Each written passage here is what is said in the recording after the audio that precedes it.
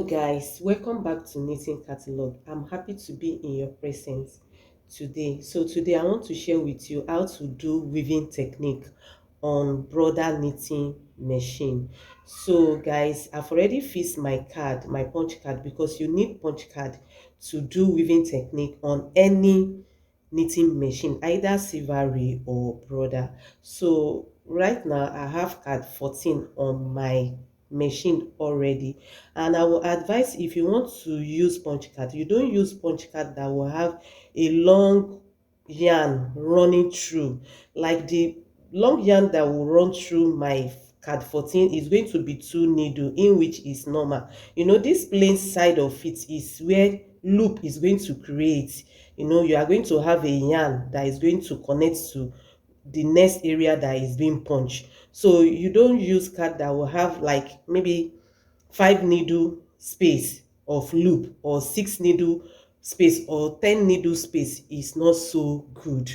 So I'm going to use 2-ply wool, and I'm going to use double for my weaving yarn, and I'm going to use single for the normal yarn that I'm going to use along with the weaving yarn. So the weaving yarn is going to be at your right side when you sit, when you want to knit. So it's going to be at this position. I'm going to show you how it's going to look like later, and this is going to be at this position at the left side. So guys, before I go ahead to show you how to thread your yarn, so I would like to say, if you are here and you have not subscribed to my channel, please, you need to do so, because a lot is going on Knitting Catalog. And if you are just coming by my channel for the first time, you are welcome. I really appreciate. Just stay by, subscribe, and let's enjoy knitting together. So guys, let's go ahead on how to thread your weaving yarn if you want to do weaving technique on broader knitting machine. So guys, you can see I've already thread my antenna unit right now, and I just fixed this candle wax to enable my yarn to move freely down to my carriage. This candle wax is going to be applying to the yarn as it passes through, to make it easy and slippery to pass. So here is where I'm going to loosen up the tension here, because you can see it's a little bit tight. So since it's double wool or double yarn, so I'm going to loosen up this place, you know, to make the yarn move freely. So that's what I'm going to do on the weaving yarn. So you are going to fix these two and make sure, you can see now, you see that it's surplus. So that's so good. Because I'm using comb, I have to drop my 2 comb down, so that it will not be dangling on top of my table. I can as well do that to this red cone too, but if I start knitting and I see that it's giving me a little trouble by falling off of the table, I can still drop it at the down. Earlier on I explained about using a card that did not have a long yarn across the back of your knitting. Like this kind of card is very beautiful, but this place is going to give you a long loop at the back of your knitting. So, and in weaving technique, the back side of your work, the wrong side of your work, is the front side of your work. You are going to use the back side as your front side, because the front side, there's nothing going on there. So that's it. So you will not like to have anything that maybe after knitting it, the loop is going to be cut or something like that. So you would rather use something that will have a little loop when you are knitting it. So that's why I choose this. So let's go ahead and see what we can put in place to make this weaving technique come out perfectly. So guys, I've knit few rows right now with tension 10 because I use the weaving yarn, because the weaving yarn is so thick, so I have to use tension 10. So right now I'm going to open my card. Let me just let you see. I'm going to open my card there. Then after that, you turn the knob here. No, turn it so that I can engage my punch card. So I'm going to move one row. Then you can see the needles is being selected. So right now I'm going to engage this yarn right now and put it at the first gate and close it. Then I'm going to engage the weaving brush. This is the main important thing, not these buttons this time around. So I'm going to lift this up and the brushes goes down. You can see. Then I'm going to lift the second one up, then the brushes goes down.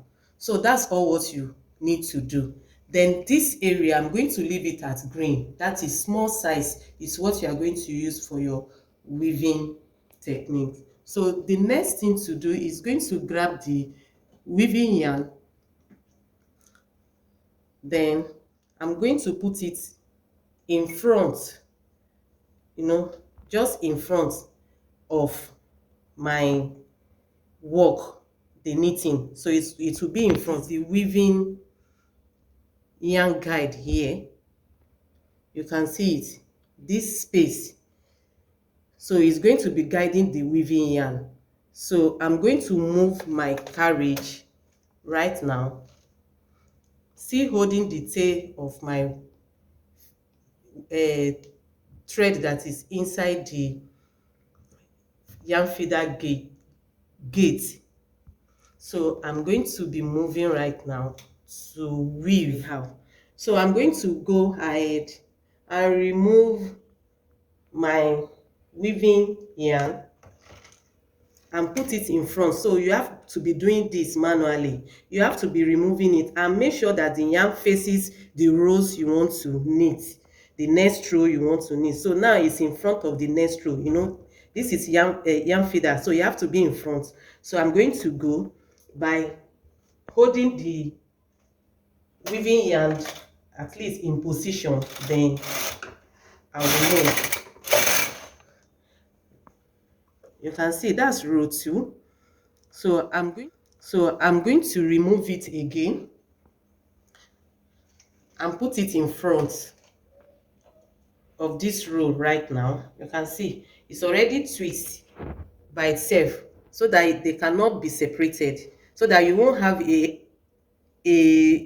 hedge that is not going to be knitted neatly. So it's going to be rolling themselves. The yarn is going to be rolling themselves. So I'm going to hold it a little bit in position, then move the carriage down and knit. So guys, I have to continue doing this till I have my required length. So it's going to be in front right now, then move.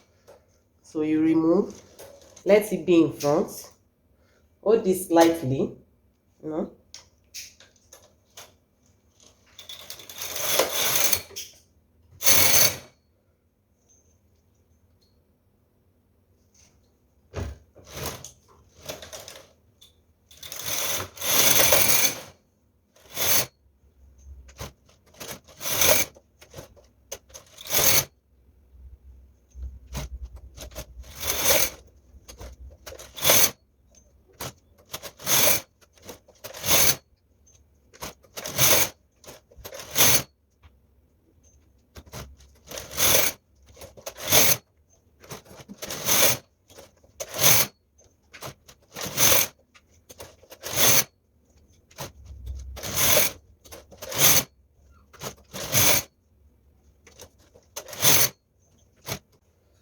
So guys, this is the end of my tutorial today. You can see after knitting few more rows of weaving technique, this is what I got. You can see how beautiful it is. You can see the short loops that we have that is not too much, and you can see the way two yarn weave up together to bring this punch card 14 that I use. And after knitting the required length you needed, you have to put off all the setting back to normal setting of knitting plain, and just that's what you need to do. Then in case of your tension that you will use, starting from the beginning, because I use double yarn, so I start with tension 10. So I forgot to tell you that I later changed my tension to 8. I use 8 to knit this, because the only um yarn that is working with the tension is the tiny yarn, the red color that is working. So you have to make sure that it grip very well. So you have to reduce your tension from 10 to maybe 7, 8. It depends on what you really want, but I use 8 in this case, and you can see how beautiful this look like. So guys, you can see the back has nothing, just the red that we use to knit along with the weaving yarn. So you can see how the back is. So it's the front that have much design. So you use this place as your front side. You can see.